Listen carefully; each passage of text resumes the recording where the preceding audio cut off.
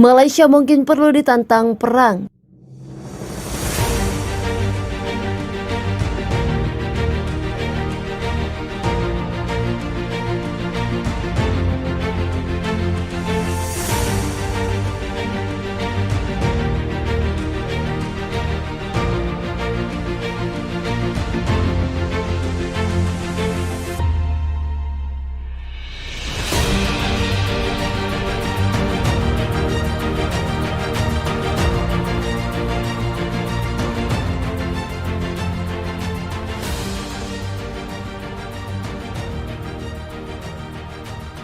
Ketua Dewan Direktur Sabang Merauke Circle Syahganda Nainggolan berharap Presiden segera bersikap tegas dan menentang Malaysia lewat peperangan agar negara tersebut tidak lagi semena-mena mempermainkan kedaulatan hukum negara Indonesia, termasuk melakukan penghinaan martabat bangsa Indonesia dalam bentuk apapun, ujar Syahganda di Jakarta Senin.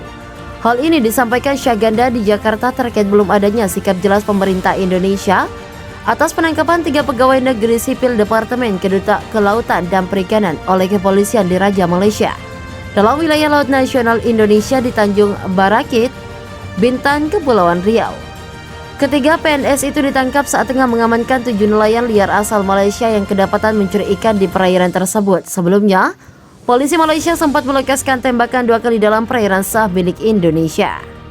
Menurut Syahganda, selama ini kehormatan negara ataupun bangsa Indonesia sering diganggu sekaligus dilecehkan secara tidak hormat oleh Malaysia. Bahkan diantaranya berupa pencaplokan batas wilayah negara serta penganiayaan fisik pada warga negara Indonesia yang dilakukan pihak Malaysia dengan sengaja dan berlebihan.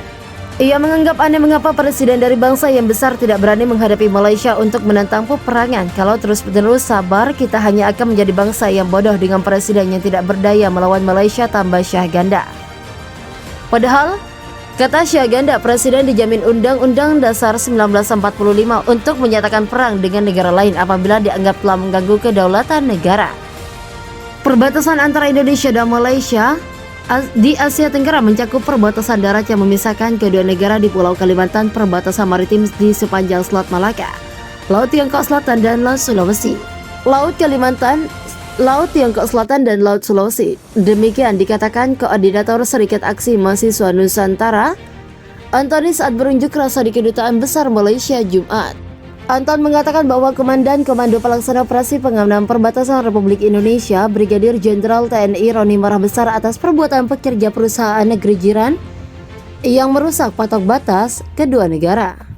Menurut Komandan Komando Resor Militer 121 Alam Bana Wanawai, walaupun pekerja perusahaan sawit Malaysia mengaku tak sengaja merusak patok batas negara dengan alat berat, perbuatan tersebut telah melanggar perjanjian internasional. Karena itu kami tegaskan harus segera menindak tegas pelaku perusakan patok batas negara Indonesia Malaysia yang berada di Desa Sungai Tekam, Kecamatan Sekayam, Kabupaten Sanggau. Ini sudah merupakan pelanggaran yang dapat mengganggu kedaulatan negara kita. Untuk itu perlu dilakukan tindakan tegas kepada perusahaan sawit Malaysia itu yang telah merusak patok sebagai tanda kedaulatan Indonesia, tegasnya. Anton menjelaskan bahwa kejadian perusakan patok itu berdasarkan temuan dan lapor cepat dari Babinsa Desa Sungai Tekam.